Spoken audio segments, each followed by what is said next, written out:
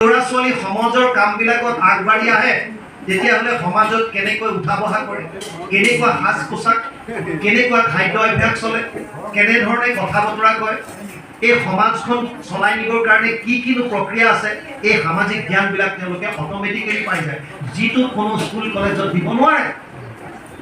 সমাজ এখনত উঠা বহা কৰাৰ লগে লগে তেওঁলোকে দেখি দেখি শিকিব।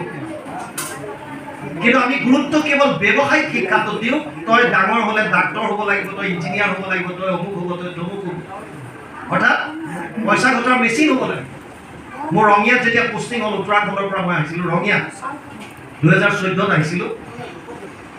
সেই বছৰে নলবাৰী ৰেলৱে ষ্টেচন এটাত এগৰাকী বৃদ্ধা মহিলাক ৰেলৱে পুলিচে উদ্ধাৰ কৰিছে আৰু সোধ পোছ কৰি গম পাইছিল তেওঁ চাউথৰ কোনোবা এটা জেগাৰ এজন চিফ জাষ্টিছৰ মাক ইয়াত আহি এৰি থৈ গৈছে। তেতিয়াহ'লে তেওঁৰ ব্যৱসায়িক শিক্ষাটো ইমান